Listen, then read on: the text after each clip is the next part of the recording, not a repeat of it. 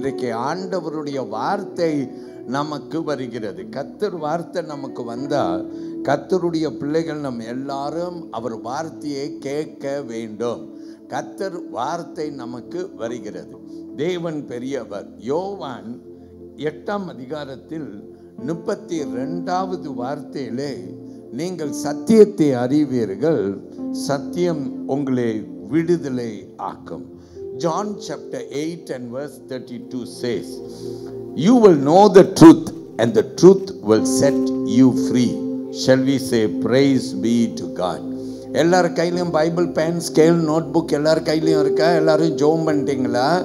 ஆண்டவர் என்னோடு கூட பேசணும்னு சொல்லி எல்லாரும் வேண்டிக் கொண்டே இருக்கலாம். கர்த்தர் உங்களோடு கூட என்ன செய்யணும்?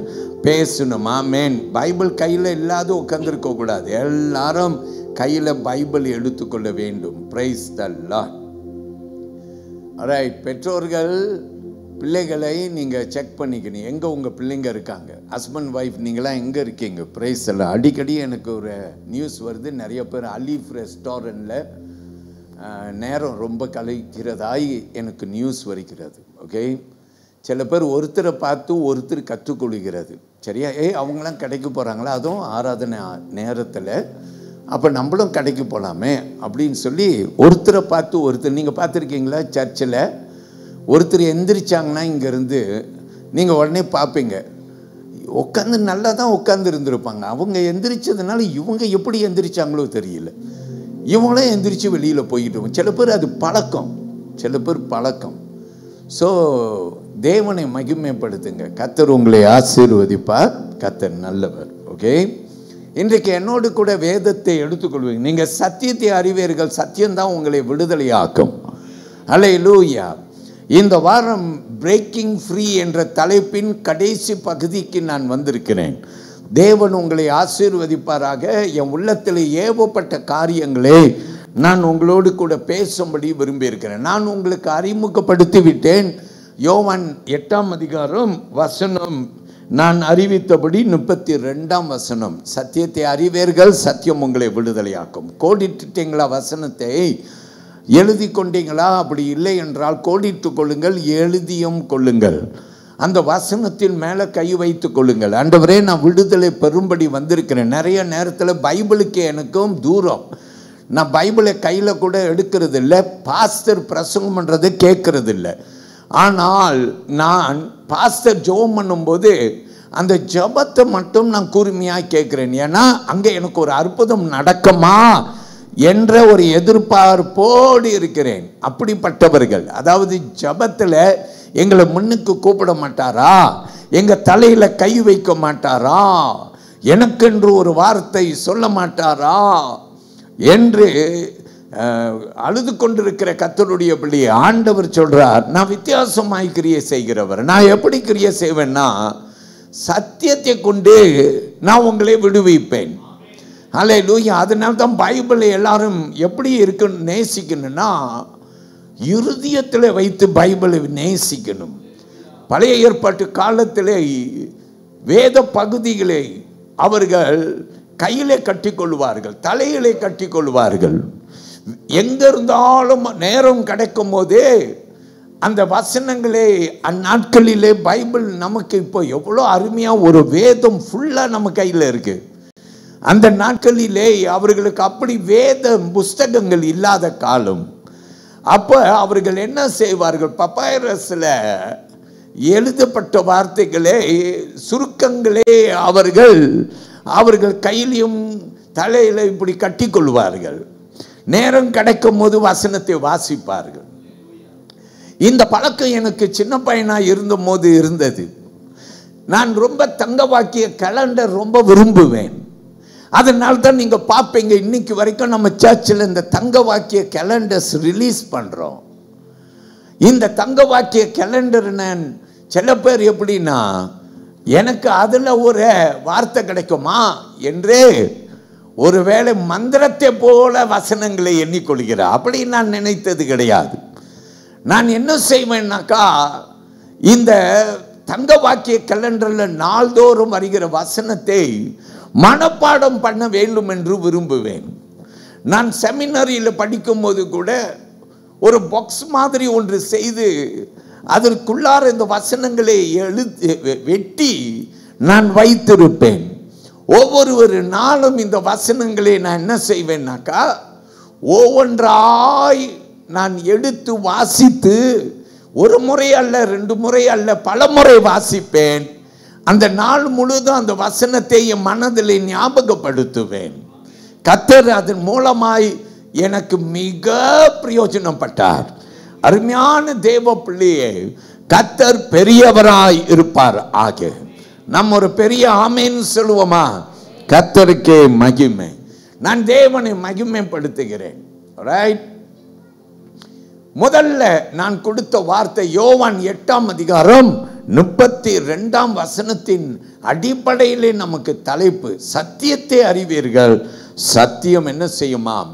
அவருடைய பிள்ளைகளாகிய நம்மை விடுதலைப்படுத்துமாம். ஆமேன் சொல்லுங்க.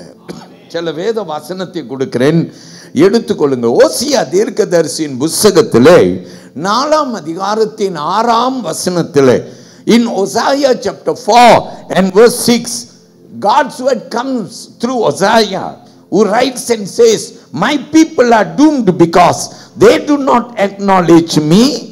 You priests have refused to acknowledge me and have rejected my teaching, and so I reject you and will not acknowledge your sons as my priest. ஆண்டவருடைய வார்த்தை வருகிறது, கேளுங்கள். என் ஜனங்கள் அறிவில்லாமையினால் சங்காரமா இருக்கிறார்கள். நீ அறிவை வெறுத்தாய், ஆகையால் நீ என் ஆசாரனாய் இராதபடிக்கு நானும் உன்னை வெறுத்து விடுவேன். நீ என்னுடைய தேவனுடைய வேதத்தை மறந்தாய், ஆகையால் நானும் உன் பிள்ளைகளை மறந்து விடுவேன். நம்ம எல்லாரும் சொல்லுவோம் அல்லேலூயா. கர்த்தர் சொல்லுகிறார், அருமையான தேவ பிள்ளையே, நீ என்னை மறந்தாய், நான் உன்னை மறந்தேன், நான் உன்னை வெறுத்து விடுவேன் என்று சொல்லுகிறார். அல்லேலூயா. நான் உன்னை மறந்தேன், நீ என்ன மறந்தபடினாலே நான் உன்னை மறந்தேன். நம்மளாம் புதிய ஏற்பாட்டின் கிறிஸ்தவர்கள். ஆண்டவர் நம்மை தேடி வந்து ரட்சித்த காலத்திலே நாம் வாழ்ந்து கொண்டிருக்கிறோம். அல்லேலூயா. கர்த்தர் பெரியவர். ஆனாலும் கர்த்தர் சொல்லுகிறார், நீ என்னை மறந்தாய், நான் உன்னை மறந்தேன். அல்லேலூயா. ஆண்டவர்கிட்ட இன்னைக்கு சொல்லுங்க, ஆண்டவரே ரொம்ப நாளாக அறியாமல் வாழ்ந்துட்டு இருக்கிறேன், சர்ச்சுக்கு வரேன் ஆனால் உண்மை இல்லாமல் வாழ்ந்து கொண்டிருக்கிறேன், சர்ச்சுக்கு வரதோடு விட்டு விடுகிறேன், அதுக்கு பிற்பாடு நான் ஆண்டவரை குறித்து யோசிப்பதே இல்லை, அடுத்த ஞாயிற்றுக்கிழமை வரும்போது தான் யோசிப்பேன். இன்னைக்கு கிறிஸ்தவர்கள் பெரும் மாற்றத்திலே வாழ்ந்து கொண்டிருக்கிறார்கள். அவர்கள் தேவன் இல்லாத ஒரு வாழ்வு வாழ்ந்து கொண்டிருக்கிறார்கள். எந்த தீர்மானங்களை செய்தா கூட தேவனுக்கு இடம் கொடுக்காமல் தீர்மானம் செய்கிறார்கள். எந்த இடத்துக்கு போனாலும் கூட தேவனிடத்திலே ஜெபித்து போவது கிடையாது. நீ காரில் உட்கார்ந்து நீ காரை ஓட்டுவதற்கு முன்பு நீ ஜெபிப்பது உண்டா? சின்ன சின்ன ஜபங்களை ஏறெடுப்பது உண்டா? ஆண்டவரே வேலைக்கு போறேன், ஆண்டவரே பள்ளிக்கூடத்துக்கு போறேன், ஆண்டவரே எனக்கு உதவி செய்யுங்கள் என்று சொல்லுவது உண்டா? இந்த கையை ஆசீர்வதியுங்கள் என்று சொல்வது உண்டா? Do you have God in your thoughts, or is God only a God on a Sunday? ஞாயிற்றுக்கிழமையில மட்டும் உனக்கு ஆண்டவராய் இருக்கிறாரா? இந்த கொள்கை எல்லாவற்றையும் மாற்றிவிடு. ஆண்டவர் உன்னை நேசிக்கிறபடினாலே இன்றைக்கு உன்னோடு பேசுகிறார். இந்த வாரம் ஒரு தீர்மானம் பண்ணு, நீ எதை செய்தாலும் கர்த்தரை முன்வைத்து செய்ய போகிறேன், நான் ஜெபம் பண்ண போகிறேன். அல்லேலூயா. நீ ஜெபம் செய்து உன் வாழ்க்கையை அமைத்து பார், கர்த்தர் உனக்கு பெரியவராய் இருப்பார். எல்லாரும் ஒரு பிரைஸ் தி லார்ட் சொல்லுவோம். அல்லேலூயா. தேவனுக்கு மகிமை கொடுங்கள். 2 கொரிந்தியர் 2ஆம் அதிகாரத்திலே 11ஆம் வசனத்தை எடுத்துக்கொள்வோம். I invite you to come to 2 Corinthians chapter 2 and I call you to verse 11. இந்த 11வது வசனத்துக்கு என்னோடு கூட வாருங்கள். It reads like this. It says, lest Satan should take advantage of us, for we are not ignorant of his devices. கேளுங்கள். சாத்தானாலே நாம் மோசம் போகாதபடிக்கு, சாத்தானாலே நாம் மோசம் போகாதபடிக்கு அப்படி செய்தேன். அல்லேலூயா. பவுல் கொரிந்து சபைக்கு எழுதி சொல்லுகிறார், நான் சாத்தானால மோசம் போகாதபடிக்கு. அல்லேலூயா. இன்னைக்கு சாத்தான் சொல்றான், ஞாயிற்றுக்கிழமை மட்டும் சர்ச்சுக்கு போனா பரவாயில்லப்பா, நீ போயிட்டு வா, தாராளமா போயிட்டு வா, அதுக்கு பிற்பாடு பைபிளை தூக்காத, அதுக்கு பிற்பாடு ஜெபம் பண்ணாத, அதுக்கு பிற்பாடு தேவத்தை நினைக்காத, ஞாயிற்றுக்கிழமை ஒரு நாள் கிறிஸ்தவனாய் வாழு. ஞாயிற்றுக்கிழமை ஒரு நாள் அல்ல, அந்த ஆலயத்துக்கு போகிற ஒரு 2 மணி நேரம் ஆண்டவருக்கே கொடு, போதும். அதுக்கு பிற்பாடு உன் வாழ்க்கை, நீ உன் வாழ்க்கை நடத்து, நீனே ராஜா, நீனே மந்திரியாய் வாழு. யாரும் உன்னை கேட்பாரு? பிரியமான தேவ பிள்ளையை, இன்னைக்கு கர்த்தர் உன்கிட்ட திட்டம் தெளிவமாய் சொல்லுகிறார், நான் உன்னை காண்கிற தேவன். அல்லேலூயா. உன்னை நேசிக்கிற ஆண்டவர் உன் பின்னால் உன்னை துரட்டி கொண்டு வந்து கொண்டே இருக்கிறார். கர்த்தருக்கு மகிமை கொடுங்கள். தேவன் பெரியவராயிருப்பார். பிரியமானவர்களே, ஸ்மித் விகல்ஸ்வர்த் என்று சொல்லப்பட்ட ஒரு பெரிதான ஊழியக்காரர் ஒருவர் உண்டு. இந்த ஊழியக்காரரை குறித்து எல்லாரும் கேள்விப்பட்டிருக்கிறீங்க. ஸ்மித் விகல்ஸ்வர்த் எல்லாரும் கேள்விப்பட்டிருந்திருக்கலாம். 1947 அவர் 12ஆம் தேதி மார்ச் மாதம் மரித்து போனார். ஒரு நல்ல தெய்வ மனுஷன், 80 வயதுக்கு மேலே வாழ்ந்த ஒரு நல்ல தெய்வ மனுஷன். பெண்டகோஸ்ட் ரிவைவல் என்று சொல்லப்படுகிற இந்த எழுப்புதலின் காலத்திலே இவர் ஆரம்பத்தில் வாழ்ந்தவர். எழுப்புதலுக்கு பெண்டகோஸ்ட் ரிவைவல் அல்லது இவெஞ்சலிக்கல் ரிவைவல் என்று சொல்லப்படுகிறதே. ஹல்லேலூயா. ஒரு காலத்திலே பிரியமானவர்களே, ஒரு பெரிய எழுப்புதல் சபைகளிலே எங்கும் தீய போல பற்றி வந்தது. இந்த ஒரு எழுப்புதலின் காரணரில் ஒருவராய் இருந்தது தான் இந்த ஸ்மித் விகல்ஸ்வர்த். இந்த ஸ்மித் விகல்ஸ்வர்த்துடைய வரலாறை போய் வாசித்து பாருங்கள். இந்த ஸ்மித் விகல்ஸ்வர்த்துடைய ஊழியங்களை போய் வாசித்து பாருங்கள். நான் சொல்ல காரியத்தை மட்டும் இன்றைக்கு ஆண்டவருடைய ஆவியிலே ஏவப்பட்டபடியினாலே உங்களுக்கு எழுதும்படிக்கு நான் பேசும்படி விரும்பி இருக்கிறேன். அவர் 14 மரித்து போனோரை உயிரோடு எழுப்பி இருக்கிறார். அதற்கு டாக்டர்ஸ் ஆதரவு கொடுத்திருக்கிறார்கள்.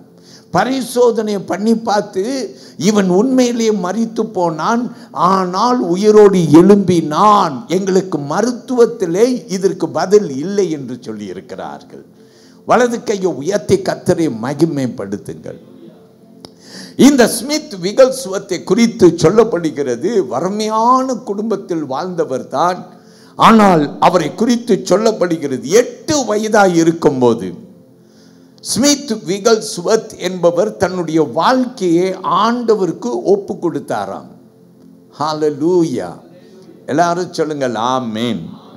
I want every child who is here, if you are 8 years old, if you are 7 years old, if you are 9, 10 and above, I want to tell you, do not think that you are too young. Here is a man who did mighty things for God. இங்க ஒரு மனுஷன் இருக்கிறார், தேவனுக்கென்று பெரிய காரியங்களை செய்தார். அவனுடைய வயது 8 இருக்கும்போது அவர் இயேசுவை இரட்சகராய் ஏற்றுக்கொண்டார். இன்னைக்கு நிறைய பேர் நம்ம கிட்ட என்ன தெரியுமா சொல்லுவாங்க, 8 வயதுல இந்த குழந்தைக்கு என்ன தெரியும் என்று நாம் சொல்லுவோம். அல்லேலூயா. அருமையான ஸ்மித் விகல்ஸ்வர்த்தை குறித்து சொல்லப்படுகிறது, அவர் இயேசு ஆண்டவர் என்று அவர் அறிந்து அவர் இயேசுவை ஏற்றுக்கொண்டாராம். I know that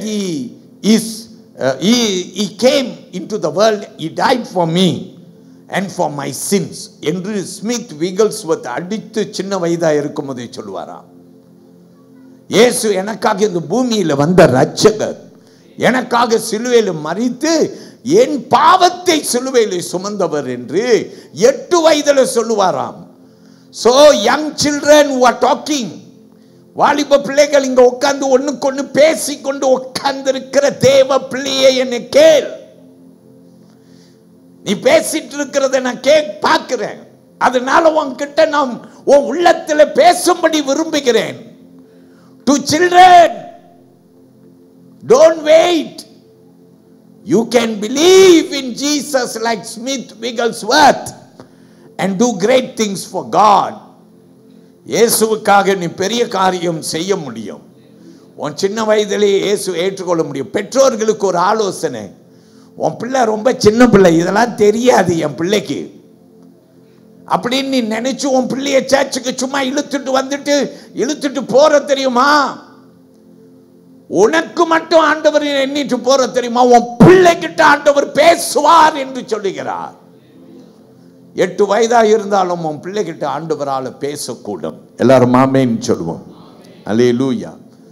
இந்த ஸ்மித் விகல்ஸ்வத்தை குறித்து சொல்லப்படுகிறது. பிரிட்டன் தேசத்தின் அவருடைய காலத்தில் ஒரு பெரிய இவாஞ்சலிஸ்ட்.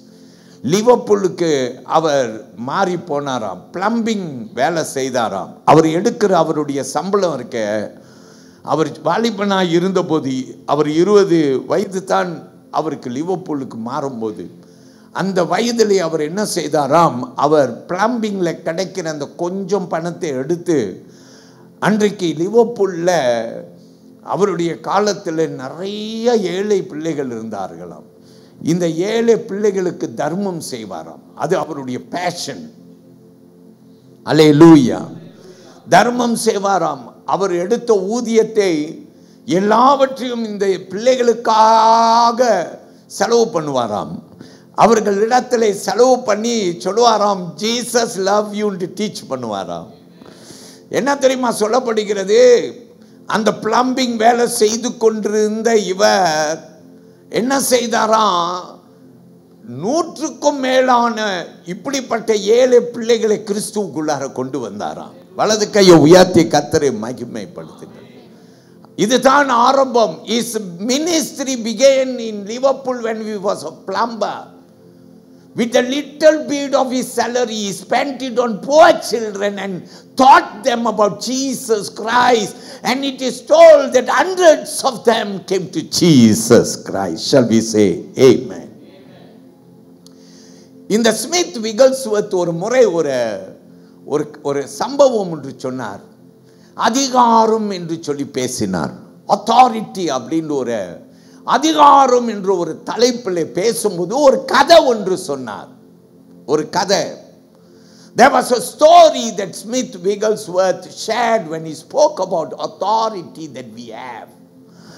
உங்களுக்கும் எனக்கும் அதிகாரம் இருக்கு. இயேசு நமக்கு கொடுத்த அதிகாரம். அல்லேலூயா. அவர் என்ன சொன்னார்னா, ஒரு தாய் ஒருவள் இருந்தாள். காலை வேளை வந்தபோது அவளுடைய வீட்டிலிருந்து வெளியே வருகிறாள்.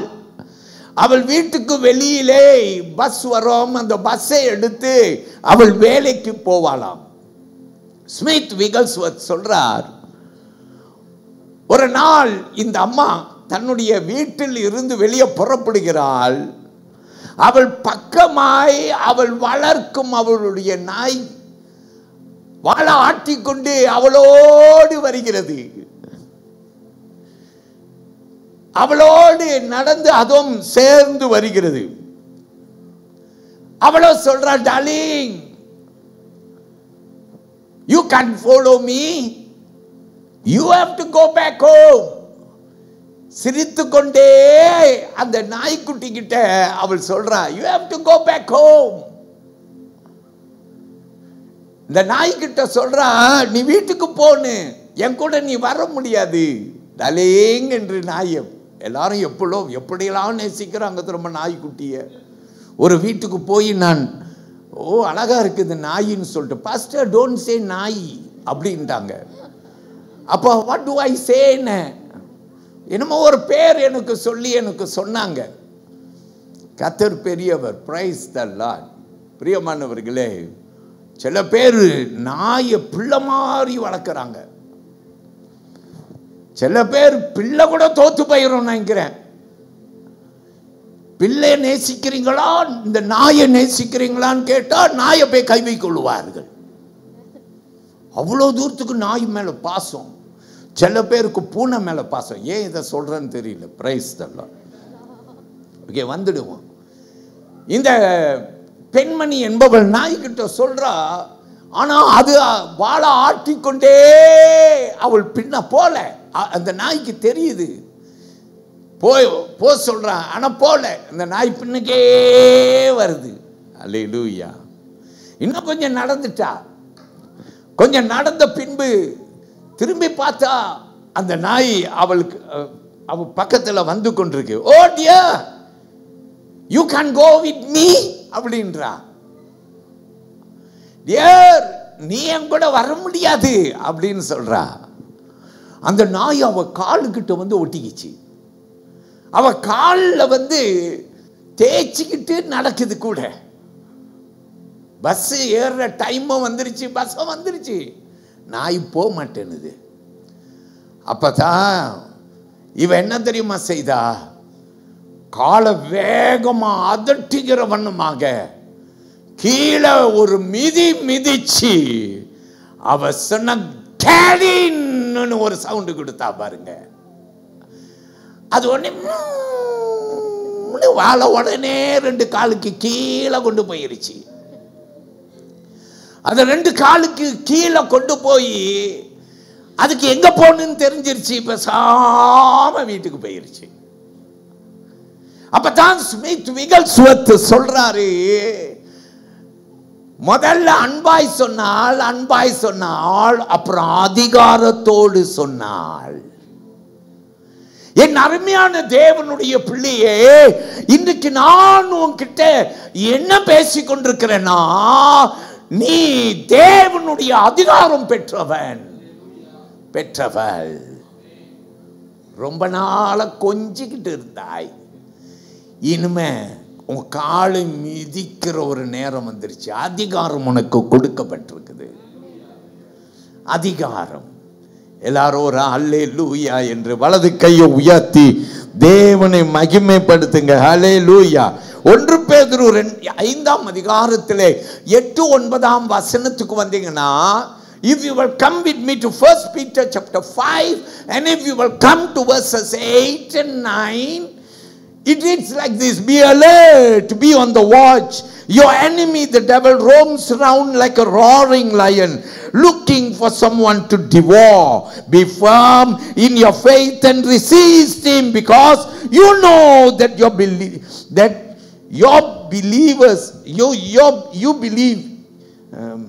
believers in the on all the world are going through the same kind of suffering. All right, கேளுங்கள், வாசிக்க கேட்போம். கர்த்தருக்கு மகிமை செலுத்துவோம். விசுவாசத்தில் உறுதியாயிருங்கள். தெளிந்த புத்தி உள்ளாருங்கள். ஆமென். ஏனெனில் உங்கள் எதிரான பிசாசானவன் கர்ஜிக்கிற சிங்கம் போல் எவனை விழுங்கலாமோ என்று வகை தேடி சுற்றித் திரிகிறான். நம்ம எல்லாரும் ஒரு அல்லேலூயா சொல்லுவோம். யாரு சாத்தான்? வேதம் சொல்லுகிறது, கர்ஜிக்கிற சிங்கத்தை போல யாரை விழுங்கலாம் என்று யோசிக்கிறான். ரொம்ப நாளா உன்கிட்ட இப்படி சொல்லிட்டு இருக்கிறான் தெரியுமா? நீ ஞாயிற்றுக்கிழமை ஒரு நாள் சர்ச்சுக்கு போ, புதன்கிழமை சர்ச் திறக்கப்பட்டிருக்கின்ற உனக்கு ஒரு நாள் ஞாபகப்படுத்தினதில்லை, உன் மனசுல ஏவனதில்லை. ஒரு புதன்கிழமை சர்ச்சில் வந்து நான் உட்காந்துட்டு போனா, அல்லேலூயா. நான் சொல்லட்டா, அருமையான உலகத்தில் பெரிய திருச்சபை எங்க இருக்கு? கோரியாவில் இருக்கு. அல்லேலூயா. பால் யோங்கி சோ, அப்புறம் பேர் டேவிட் யோங்கி சோ என்று எழுதி கொண்டார். நான் இவருடைய கூட்டத்திலே ஒரு முறை நேரடியாய் கலந்திருக்கிறேன். சென்னை தேசத்திலே அப்போது நான் போயிருக்கிறேன். அப்போது டேவிட் யோங்கி சோ சென்னை தேசத்திலே சர்ச் குரோத் செமினாரில் பேச வருகிறார் என்று சொல்லி கேள்விப்பட்டேன். ஏராளமான கூட்டம். நானும் போய் வரிசையில் நின்று பணம் கட்டி நானும் டிக்கெட் எடுத்து நானும் இந்த கூட்டத்தில் போய் உட்கார்ந்தேன். பால் யோங்கி சோ தேவ செய்தியை கொண்டு வருகிறார். அப்போ அவர் ஒரு வார்த்தையை சொன்னார். அவர் சொன்னார், அவருடைய சபையில் ஒரு வலியுறுத்துதல் கொடுப்பாராம். என்ன வலியுறுத்துதல்? சபையிலே வாரத்தில் 2 கூட்டம் நடக்குது. எல்லாரும் கையை இப்படி காட்டுங்க பார்க்கலாம். 2 கூட்டம், பீஸ் இல்லை. எல்லாருக்கும் இப்படி காட்டாதீங்க. இப்போதைக்கு 2. ஆமேன். கையை காட்டுங்க இப்படி. அல்லேலூயா. இப்போதைக்கு 2. அவர் கையை காட்டுவாராம். அவர் சொல்லுவாராம், சபையில் வாரத்தில் 2 கூட்டம் நடத்தப்படுகிறது. எதற்காக 2 கூட்டம் நடத்தப்படுது தெரியுமா அப்படின்னு சொல்லுவாராம். அவர் சொல்லுவாராம், 2 கூட்டம் நடத்தப்படுகிறதுக்கு காரணம் என்னவென்றால், ஒரு விசுவாசி விசுவாசத்திலே உறுதியாக இருக்குன்னா அவர் 2 முறை சபை கூடுற கூட்டத்தில் வந்து கூடணும். ஆமென். 2 முறை சபை கூடுற கூட்டத்தில் வந்து கூடணும். அல்லேலூயா. செல் குரூப் இருக்கலாம், வீட்டு கூட்டங்கள் இப்படியெல்லாம் இருக்கலாம். ஆனால் சபை கூடி வருகிறதை விட்டு விடாதீர்கள். 2 முறை. பக்கத்தில் இப்படி காட்டுங்க எல்லாரும். 2 times 2 இப்படி காட்டுங்க. 2 times. உங்கள் பக்கத்தில் இருக்கிறவங்க அவரே ஒரு மாதிரி பார்ப்பார். காரணம் என்ன? நீயே போகிறதில்ல அப்படின்ட்டு சிரிச்சிட்டு தமாஷா முடிச்சுட்டு போயிடாதீங்க. கர்த்தருடைய பிள்ளைய நம்ம சர்ச்சிலையும் 2 கூட்டம் நடக்குது. இந்த 2 கூட்டத்தில் வந்து நீங்கள் கலந்து கொள்ளுங்க. நான் சொல்கிறேன், உங்கள் லைஃப்பை நீங்களே அப்புறம் சோதித்து பாருங்கள். உங்களுக்கே தெரியும் உங்கள் லைஃப் டிஃப்ரெண்ட்டாக இருக்குதா தெரியும். கர்த்தர் பெரியவர். எல்லாரும் சொல்லுங்க ஆமென். சாத்தான் யாரை விழுங்கலான்ட்டு வகை தேடுகிறானாம். அங்கே வசனம் நமக்கு சொல்லுகிறது, யாரை விழுங்கலாம் என்று தேடுகிறான். கர்ஜிக்கிற சிங்கத்தை போல் இருக்கிறான். கர்த்தருடைய பிள்ளை என்ன செய்யணும்? நீங்களும் நானும் பிடித்து கொள்ளணும் கர்த்தரை. ஆண்டவர் உங்களுக்கு பெரிய காரியத்தை செய்வார். நான் ஒரு பைபிளில் ஒரு பாட்டு இருக்குங்க. நிறைய பாட்டு இருக்குது பைபிளில். சங்கீத புஸ்தகங்களை எடுத்தீங்கன்னா சங்கீத புஸ்தகங்கள் எல்லாமே பாடல் தான். ஆனால் ஓல்டு சாங் ஒன்று இருக்கு, அது மோசே பாடினார், மிரியாமும் பாடினாள் என்று நாம் பார்க்கிறோம். ஆதியாகமம் புஸ்தகத்திலே 15வது அதிகாரத்துக்கு என்னோடு கூட வாருங்கள். அங்கே நீங்கள் பார்ப்பீங்க. ஆதியாகமம் யாத்திரையாகமம் 15வது அதிகாரம். ஓகே, நீங்கள் எடுத்துக்கொள்ளுங்கள். அந்த யாத்திரையாகமம் 15வது அதிகாரத்தில் ஒரு 2 வசனம் தான் நான் எடுக்க போகிறேன். ஓகே, 2 வசனம். எக்ஸடஸ் சாப்டர் 15 எடுத்துக்கொள்ளுங்கள். ஓகே, அதில் நீங்கள் பார்த்தீங்கன்னாக்கா அது மோசே பாடின பாட்டு என்று நாம் பார்க்கிறோம். Okay, look at verse 1. Then Moses and the children of Israel sang this song to the Lord and spoke, saying, I will sing to the Lord, for he has triumphed gloriously. The horse and its rider he has thrown into the sea. வாசிக்க கேளுங்க சீக்கிரமாய். அப்பொழுது மோசேயும் இஸ்ரவேல் புத்திரரும் கர்த்தரை பாடின பாட்டு, கர்த்தரை பாடுவேன், அவர் மகிமை வெற்றி சிறந்தார். குதிரையும் குதிரை வீரனையும் கடலிலே தள்ளினார். கர்த்தர் என் பலனும் என் கீதமும் ஆனவர், அவர் எனக்கு ரட்சிப்பும் ஆனவர், அவரே என் தேவன், அவருக்கு வாசத்தால். எங்க போயிட்டீங்க? எத்தனாவது வசனம்? 2வது வசனம். ஆவில நிரம்பிட்டீங்களா? Okay, very good. 2வது வசனத்தையும் வாசிக்கிறேன் கேளுங்கள். The Lord is my strength and song, and he has become my salvation. He is my God and I will praise him, my father's God and I will exalt him. Shall we say amen? Okay, இப்போ 3வது வசனத்துக்கு வாங்க. இதை நான் big பண்ண போறேன். இதான் first verse. இந்த வசனத்தில் நான் பிக் பண்ண போறேன். அங்க வசனம் என்ன சொல்லுதுன்னா, look at what Moses sings. He says, the Lord is a man of war. Amen. The Lord is his name. Amen. கர்த்தர் யுத்தத்தில் வல்லவர். கர்த்தர் என்பது அவருடைய நாமம். வலது கை எல்லாரும் உயர்த்தி ஒரு ஆமென் சொல்லுங்க. கர்த்தர் யாருங்க? யுத்தத்தில் வல்லவர். ஆமென். கோடிட்டு கொள்ளுங்கள்.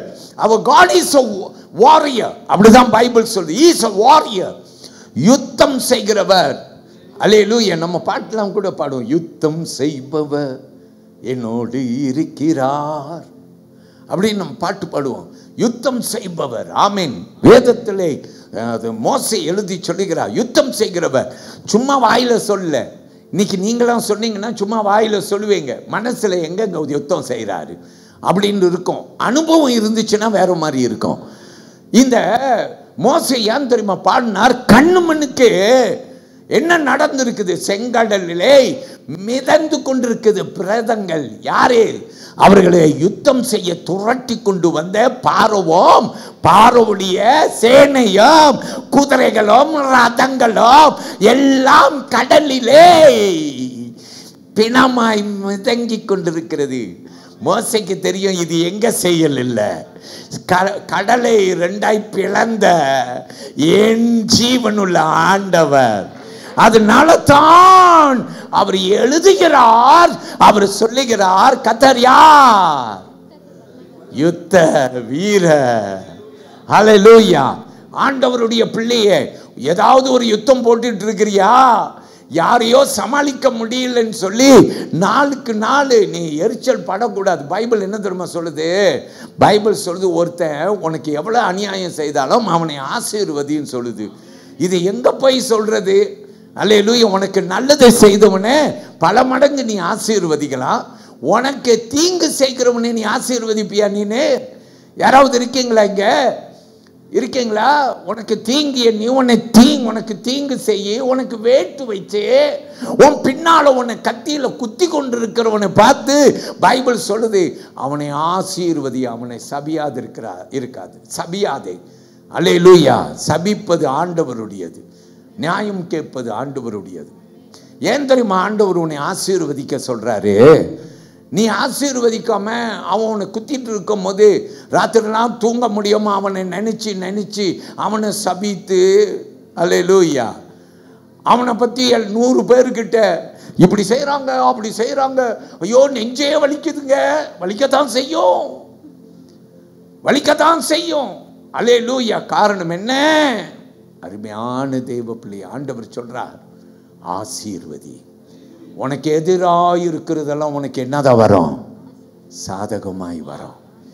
கர்த்தர் உன் யுத்த வீரர்.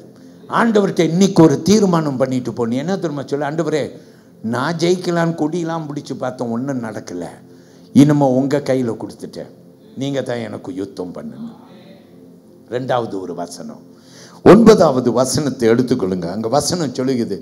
Look at verse 9. It says, the enemy said, I will pursue, I will overtake, I will divide the spoil, my desire shall be satisfied on them, I will draw my sword, my hand shall destroy them. கவனிங்க, கேளுங்க வாசித்து. தொடருவேன், பிடிப்பேன், கொள்ளையாடி பங்கிடுவேன், என் ஆசை அவர்களிடத்தில் திருப்தியாகும், என் பட்டயத்தை உருவேன், என் கை அவர்களை சங்கரிக்கும் என்று பகைஞன் சொன்னான். ஹல்லேலூயா. யாரு? சத்ருவானவன் சொன்னான்.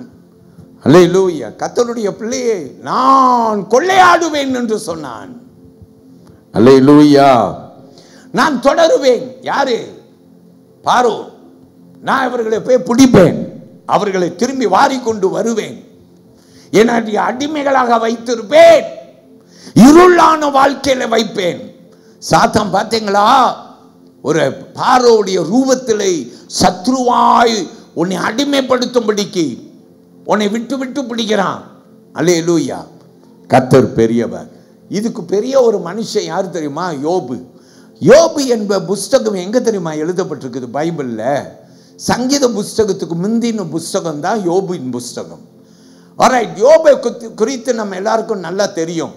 ஆண்டவர்கிட்ட போய் உத்தரவாதம் கேட்டு சாத்தான் யோபை சோதிக்கும்படிக்கு வந்தான்.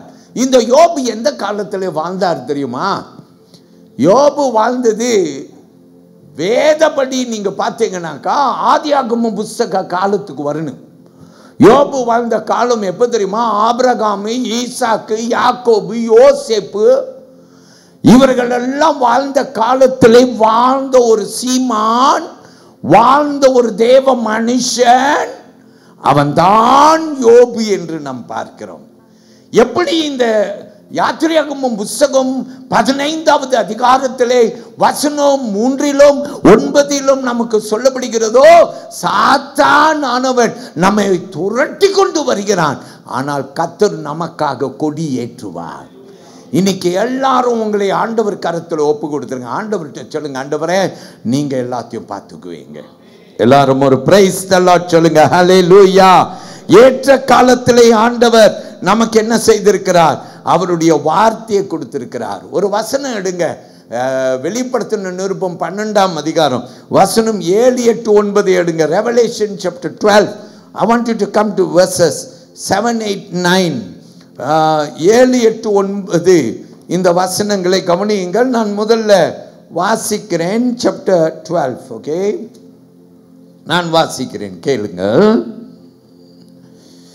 And war broke out in heaven. Michael and his angels fought against the dragon, and the dragon and his angels fought, but they did not prevail, nor was a place found for them in heaven any longer. So the great dragon was cast out, that serpent of old called the devil and Satan, who deceives the whole world.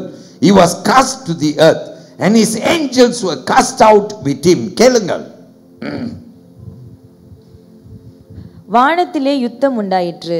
மிகாவேலும் அவனை சேர்ந்த தூதர்களும் வலு சர்ப்பத்தோட யுத்தம் பண்ணினார்கள். வலு சர்ப்பமும் அதை சேர்ந்த தூதரும் யுத்தம் பண்ணியும் ஜெயம் கொள்ளவில்லை. வானத்தில் அவர்கள் இருந்த இடமும் காணப்படாமல் போயிற்று. உலகம் அனைத்தையும் மோசம் போக்குகிற பிசாசு என்றும் சாத்தான் என்றும் சொல்லப்பட்ட பழைய பாம்பாகிய பெரிய வலு சர்ப்பம் தள்ளப்பட்டது. அது பூமியிலே விழ தள்ளப்பட்டது. அதனோடு கூட அதை சேர்ந்த தூதரும் தள்ளப்பட்டார்கள். எல்லாரும் ஒரு ஆமென் சொல்லுங்க. சாத்தான் தள்ளப்பட்டவன் உனக்கு தெரியுமா? அவன் தோல்த்து போனவன். யாரெல்லாம் சாத்தானுக்கு பயப்படுறவர்கள் இங்கே இருக்கிற? ஏங்க அவன் சும்மா இருக்கிறான், அவனை போய் நம்ம போய் நோண்டிக்கிட்டு ஏங்க அவனை சும்மா விட்டுருங்க, அவன் பாவனை, அவனை விட்டுடுங்க. யாராவது இப்படி இருக்கிறீங்களா? கர்த்தருடைய பிள்ளையே, தேவன் பெரியவர். உனக்குள் இருக்கிறவர் இந்த உலகத்தில் இருப்பவனும் பார்க்கிலும் பெரியவர். அல்லேலூயா. அவர் ஜெயம் கொண்டவர் என்று வேதம் சொல்லுகிறது. எல்லாரும் ஒரு ஆமேன் சொல்லுங்க. ஆமேன். ஒரு பைபிள் வசனத்தை எபேசியர் புஸ்தகத்தில் எடுங்கள். எனக்கு ஞாபகம் உண்டு, எபேசியர் புஸ்தகத்தில் ஒரு காலத்தில் நான் ஜெபித்த ஒரு ஜெபம் இருக்கிறது. பின்பு நான் உங்களுக்கு சொல்கிறேன். முதல்ல எடுத்துக்கொள்ளுங்கள், எபேசியர் 6ஆம் அதிகாரத்தை எடுங்கள். அதில் நாம் கவனிக்க போகிற வசனமானது 12ஆம் வசனம். I call you to come to chapter 6 and verse 12. Ephesians chapter 6 and verse 12. It goes like this. It says, for we do not wrestle against flesh and blood, but against principalities, against powers, against the rulers of the darkness of this age, against spiritual host of wickedness in the heavenly places. கேளுங்கள். ஏனெனில் மாம்சத்தோடும் இரத்தத்தோடும் அல்ல, துருத்தனங்களோடும் அதிகாரங்களோடும் இப்பிரபஞ்சத்தின் அந்தகார லோகாதிபதியோடும் வானம் மண்டலத்தில் உள்ள பொல்லாத ஆவிகளின் சேனையும் நமக்கு போராட்டம் உண்டு. நல்ல கவனிங்க, நமக்கு போராட்டம் உண்டு. அல்லேலூயா. வேதம் சொல்லுகிறது, பவுல் எழுதுகிறார், எபேசு சபைக்கு எழுதி சொல்லுகிறார், மாம்சத்தோடு இரத்தத்தோடு அல்ல, துரைதனங்களோடு. அல்லேலூயா. நமக்கு வானத்தின் சாத்தானின் அதிகாரங்களோடு நமக்கு யுத்தம் போராட்டம் உண்டு. அல்லேலூயா. கர்த்தர் ஆனால் பெரியவர், ஜெயக்கொடியை ஏற்றுவார். எல்லாரும் ஆமென் சொல்லுங்க. இயேசுவின் பிள்ளைகள் நம்ம எல்லாரும், நம்ம பயப்பட ஒன்றுமே இல்லை. அல்லேலூயா. என்னோடு கூட யார் இருக்கிறார்? ஆண்டவர். ஓகே, வெரி குவிக்லி இந்த எபேசியர் புஸ்தகத்துக்கு வந்ததுனால, நான் எபேசியர் புஸ்தகத்தில் இருந்து ஒரு காலத்தில் இப்படி ஒரு ஜெபம் பண்ணி ஆசீர்வாதம் பெற்ற ஞாபகம் இருக்கு. நீங்களும் இப்படி ஜெபிக்க விரும்பினால் நான் கொடுக்குற இந்த வேத பகுதியை எடுத்துக்கொள்ளுங்க. எபேசியர் 1ஆம் அதிகாரம் 3ஆம் அதிகாரம், இந்த 2 அதிகாரத்தில் பவுல் எபேசியர் புஸ்தகத்தில் கற்றுக் கொடுக்கிறார். என்ன கற்றுக் கொடுக்கிறார் அப்படின்னு நீங்கள் பார்த்தீங்கன்னா, 1ஆம் அதிகாரத்தில் குறிப்பிட்டு நீங்கள் வசனம் 16 இருந்து 20 வரைக்கும் நீங்கள் பார்க்கலாம். I want you to come with me to this scripture verse, Ephesians chapter 1 verses 16 to 20. Hallelujah. அங்கே நீங்க பார்க்கலாம், if you will read, you will see the scripture saying you. எங்கெல்லாம் யூன்னு சொல்லுதோ, நீங்கள் என்று சொல்லுகிறதோ, அங்கே நான் என்று நீங்க போட்டுக்கொண்டு வாசித்து பாருங்க. ஏன்னா ஆண்டவர் உங்களுக்கு அதிகாரம் கொடுத்துரு. ரொம்ப பேர் யோசிக்கிறீங்க, எப்படி நான் ஜெயம் பெறுறது? நான் உங்களுக்கு எபேசியர் புஸ்தகத்தில் 2 பகுதி கொடுக்குறேன். ஒன்று அப்போ எபேசியர் 1ஆம் அதிகாரம் வசனம் 16 இருந்து 20 வரைக்கும். ஓகே, நான் சீக்கிரமாய் அந்த வசனத்தை வாசிக்கிறேன். தமிழில் பார்க்குறவங்க பார்த்துக்கொள்ளுங்கள். Look at that verse. It says, do not cease to give thanks for you அப்படின்னு சொல்லுகிறது. Okay, and it says, making mention of you in my prayers, that the God of our Lord Jesus Christ, the Father of glory, may give to me, அங்க யூன் இருக்கு, I am reading with me, the spirit of wisdom and revelation in the knowledge of him, the eyes of me understanding being enlightened, that me may know what is the hope of his calling, what are the riches of the glory of his inheritance in the saints, and what is the exceeding greatness of his power toward me who believe, according to the working of his mighty power, which he worked in Christ when he raised him from the dead and seated him at his right hand in the heavenly places. Amen. நீங்க அந்த வசனங்களை என்ன செய்யுங்க, உங்களுக்கு என்று எடுத்துக்கொள்ளுங்கள். இன்னொரு வசனம் கொடுக்கிறேன், 3ஆம் அதிகாரத்தை எடுத்துக்கொள்ளுங்கள். அதில் வசனம் 14 இருந்து 19 வரைக்கும். It's a lengthy portion, so I would like to read in English. So those of you who are following in Tamil, please follow in Tamil. Chapter 3 verses 14 to 19. It reads like this: For this reason I bow my knees to the Father of my Lord Jesus Christ, from whom the whole family in heaven and earth is named, that he would grant me according to the riches of his glory to be strengthened with might through his spirit in the inner man, that Christ may dwell in me, in my hearts through faith, that I, being rooted and grounded in love, may be able to comprehend with all the saints what is the width and length and depth and height, to know the love of Christ which passes knowledge, that I may be filled with all the fullness of God. Amen. Personalize என்று நாம் சொல்லுவோம். அதாவது உங்களுக்கென்று வாசிங்க, மற்றவர்களுக்கென்று வாசிக்கிறதை பார்க்கலாம். நான் என்று அங்கே உங்களுக்காக வாசிங்க. நான் சொல்றேன், சாத்தானை ஜெயிப்பீர்கள். இயேசுவின் நாமத்திலே சாத்தானின் துரைத்தனங்கள் உங்க முன்பு உடைந்து போகும். கர்த்தர் உங்களுக்கு பெரிய காரியத்தை செய்வார். பிரியமானவர்களே, ஒரு கதை ஒன்று சொல்லி நான் உங்களை தேவ சமூகத்திலே அப்படியாய் நடத்தி முடியும், கேளுங்கள். ஒரு போலீஸ் அதிகாரி ஒவ்வொரு நாளும் நாம் எல்லாரும் சாலையிலே பயணம் போய் வருகிறோம், ரோட்டில் பயணம் போய் வருகிறோம். இந்த டிராஃபிக் லைட்டில் பயணம் போய் வரும்போது பீக் ஹவர்ஸில் காலை வேலையிலையும் மாலை வேலையிலையும் நீங்கள் பார்த்தீங்கன்னா சில முக்கியமான டிராஃபிக் லைட்டில் யார் நிற்பா? ஒரு போலீஸ், டிராஃபிக் போலீஸ் நின்று கொண்டிருப்பான். அவன் தான் வாகனங்களை அவன் வழி நடத்துவான். அந்த டிராஃபிக் லைட் அந்த டைமில் நம்ம ஃபாலோ பண்ண மாட்டோம். அது கிரீன் லைட்டாக இருந்தாலும் ரெட் லைட்டாக இருந்தாலும் போலீஸ் அதிகாரி நின்று நம்ம போகலாம், நிறுத்துங்கள் என்று நம்ம இடத்துல அவன் கையை காட்டினால் நம்ம எல்லாரும் என்ன செய்கிறோம்? நாம் எல்லாரும் அவன் செய்வதை நாம் எல்லாரும் கீழ்பிடிக்கிறோம். ஆமேன். அந்த டிராஃபிக் லைட்டு கிரீனில் இருக்கு, போலீஸ்காரன் என்ன சொல்வது இருக்குதுன்னு சொல்லி நம்ம என்ன செய்ய மாட்டோம்? டிராஃபிக்கில் நம்ம கடந்து போக மாட்டோம். அல்லேலூயா. ஏன்? நமக்கு தெரியும் போலீஸ், அங்கே டிராஃபிக் போலீஸ் நின்று அவர் என்ன செய்கிறார்? வழி காட்டி கொண்டிருக்கிறார். அல்லேலூயா. இந்த போலீஸ்காரன் சாதாரணமான உடுப்பை மாட்டிக்கொண்டு அதே போலீஸ் அதிகாரத்தை வந்து நிற்கிறது போல டிராஃபிக் ரூல்ல அவன் கையில் எடுத்தானாக்கா அவனுக்கே அதிகாரம் இல்லை.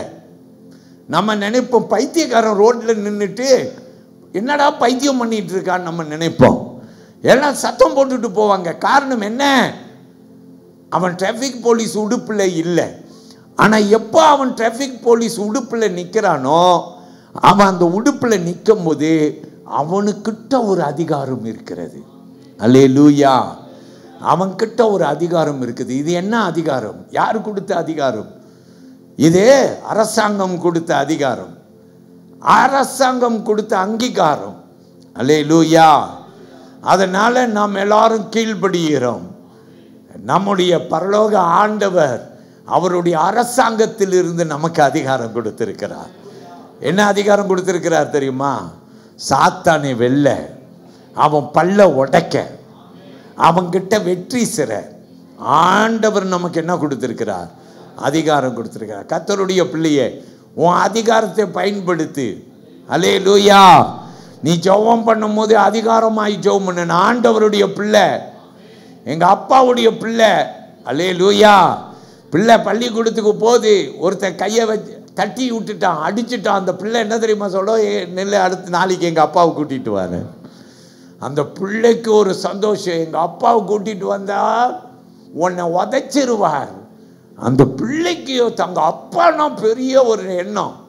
நீ ஏசப்பாவுடைய பிள்ளை, உலக அப்பாவுக்கே அவ்வளோ ஒரு பெருமை கொடுக்குற ஒரு பிள்ளை இருந்துச்சுன்னா, பரலோக ஆண்டவருக்கு நீ உண்மையாயிரு. கர்த்தர் அப்போது உனக்கு நிச்சயமாய் பெரிய காரியம் செய்வார். எல்லாரும் ஒரு ஆமென் சொல்லுவோமா? அல்லேலூயா. அல்லேலூயா. கடைசியா முடிக்கும் போது என் கூட ஒரு வசனம் வாசிங்க. அந்த வசனத்தோடு பிரியமானவர்களே நாம் முடிப்போம். எபேசியர் புஸ்தகத்தில் 1ஆம் அதிகாரத்தில் வசனம் 21 நான் வாசிக்கிறேன், கேளுங்கள். எபேசியர் 1:21. Far above all principalities and power and might and dominion and every name that is named, not only in this age but also in that which is to come. Okay, நாம் கேட்போம், வாசிங்கள் பார்ப்போம். அவர் உன்னதங்களில் தம்முடைய யார் அவர்? எல்லாரும் சொல்லுங்க, கிறிஸ்து. கிறிஸ்து. கேளுங்கள், திரும்பி வாசிமா. அவரே உன்னதங்களில் தம்முடைய வலது பரிசத்தில் உட்காரும்படி செய்து எல்லாவற்றையும் அவருடைய பாதங்களுக்கு கீழ்ப்படுத்தினார். எல்லாரும் ஆமென் சொல்லுங்க. ஹல்லேலூயா. கர்த்தர் பெரியவர். பிரைஸ் தி லார்ட் சொல்லுங்க. ஆமென். பிரியமான தேவ பிள்ளைகளே, இயேசு ஆண்டவர் உனக்கு ஜெய வாழ்வு வாழ உனக்கு உதவி செய்கிறவர். நீ வெற்றி வாழ்க்கை வாழலாம். இன்னைக்கு சர்ச்சில் இருந்து போகும்போது தீர்மானம் செய்யாம வாழ்க்கையை ஒப்பு கொடுக்காமையும் போல. அந்த சாய்ஸ் இஸ் yours. அருமையான தேவ பிள்ளையே, God loves you. ஆண்டவர் உன்னை நேசிக்கிறார். எழுந்து நிற்போமா தேவ சந்நிதியிலே. அல்லேலூயா.